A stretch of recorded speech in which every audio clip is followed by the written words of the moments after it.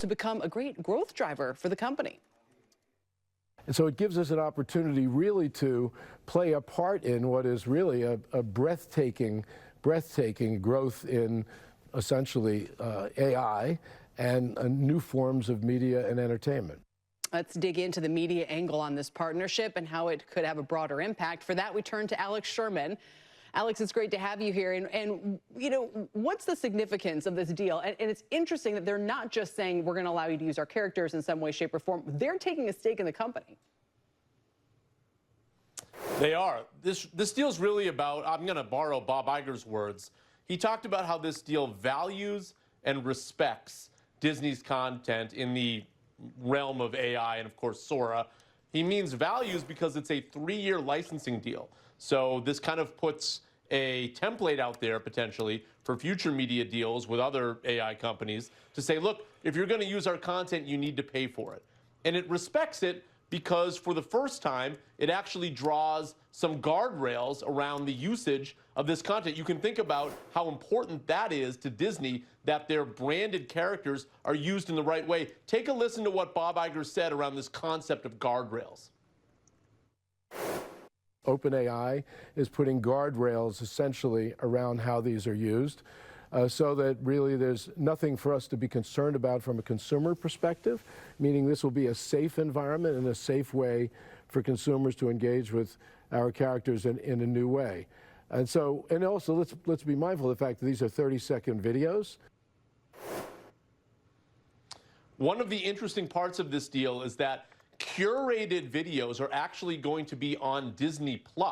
So this idea of user-generated content, or at least quasi-user-generated, because I think Disney will have some say in what shows up on Disney+, that will become a part of the viewership experience. And you can just imagine the data that Disney can get from this as they see how their super fans use the content in a non-inappropriate way. And maybe that can even dictate future storytelling for Disney. So it's not just that for Disney, it's not just the fact that they're kind of getting into AI in the early stages of it, but there's certainly a data impact of this also that may in fact dictate storytelling down the road.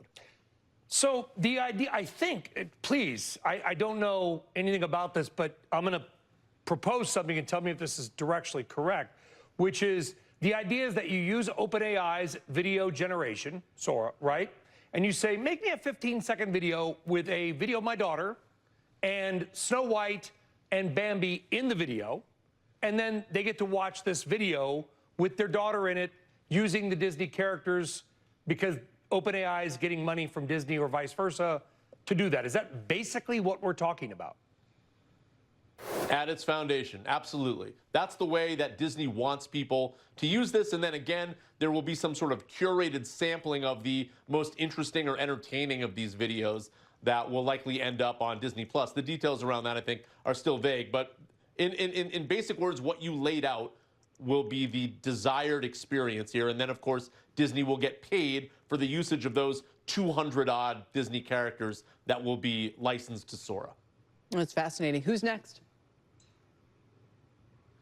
Well, you know, Sam Altman talked about how Disney kind of really stood out among media companies because David Faber actually asked Sam who's next. And he was like, look, we've talked to Disney for a long time about this deal, but the reason we focused on Disney is that they really stand out among the media companies in terms of who our users want to engage with. So I don't know the question about who's next. It does speak to the value of Disney's IP compared to all the other ones, but you can certainly guess. You know, there's other obvious candidates out there, the big media companies, Paramount, NBC, Universal, that have these troves, Warner Brothers Discovery, these troves of IP that they've been sitting on for decades and decades, and now finally may have a template to actually get some money back from the AI companies rather than having them just pirate this content for no money.